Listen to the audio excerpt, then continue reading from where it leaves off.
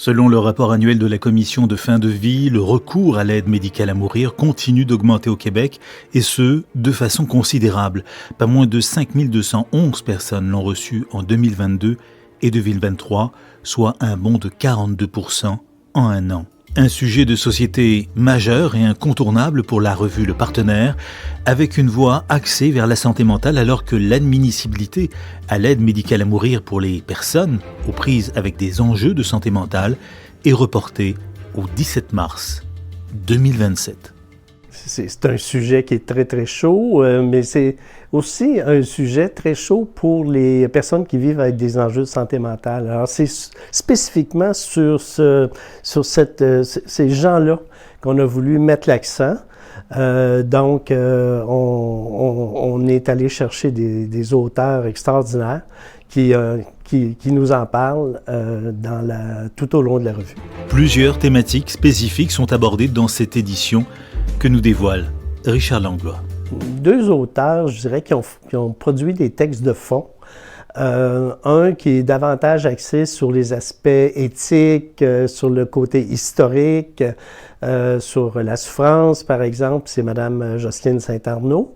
Et puis l'autre, c'est M. Jacques Cherblanc, qui est de l'Université du Québec à Chicoutimi, qui, lui, se penche sur les côtés plus philosophiques et puis aussi spirituels. Alors, ça nous amène sur des chemins qui, bon, des fois qu'on réfléchirait même pas. Alors, on est très à l'aise avec ça. Des contributeurs de tout le Québec s'expriment sur l'aide médicale à mourir et présentent autant de points de vue.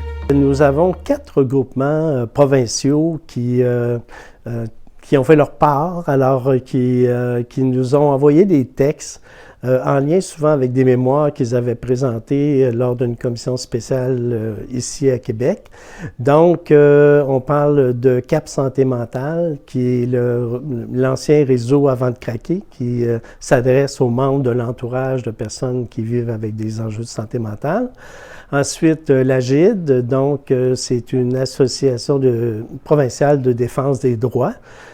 Donc, qui a produit aussi un mémoire. Alors, on a résumé du mémoire de l'AGID. Ensuite, on a aussi l'AQPS, donc l'Association québécoise de prévention du suicide. Et puis, finalement, on a l'Association des médecins psychiatres du Québec qui a aussi produit un mémoire. En plus, on a aussi deux textes qui s'ajoutent à ceux-ci. Donc, un premier texte qui est produit par Sandrine Rousseau de la QRP qui a rassemblé une vingtaine de pères aidants du réseau des pères aidants du Québec pour justement nous apporter différentes visions. L'objectif n'était pas d'avoir une vérité ou d'arriver avec une position, c'était d'avoir différentes visions de ce qu'était pour eux l'aide médicale à mourir. Et puis aussi, finalement, on a Ginette Doucet qui a produit une critique de livre, le dernier livre de Viktor Frankl qui s'appelle « Oui à la vie », dans lequel on retrouve d'ailleurs une section sur l'aide médicale à mourir. Pour Richard Langlois, éditeur en chef, ce 30e numéro de la revue Le Partenaire alimentera la réflexion autour de l'aide médicale à mourir. On sait que la revue Le Partenaire est là justement pour mettre en valeur tout ce qui est réadaptation psychosociale, rétablissement. Donc, c'est un peu dans cet angle-là qu'on travaille.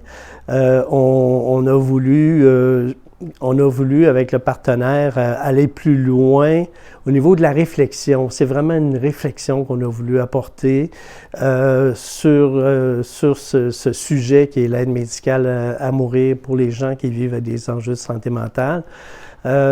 Ceci étant dit, on comprend très bien qu'à ce moment-ci, tout n'est pas terminé, la réflexion n'est pas terminée et on sait très bien que ça va s'échelonner pendant encore quelques années. Puis on va voir encore différents points de vue apparaître pendant ce temps-là.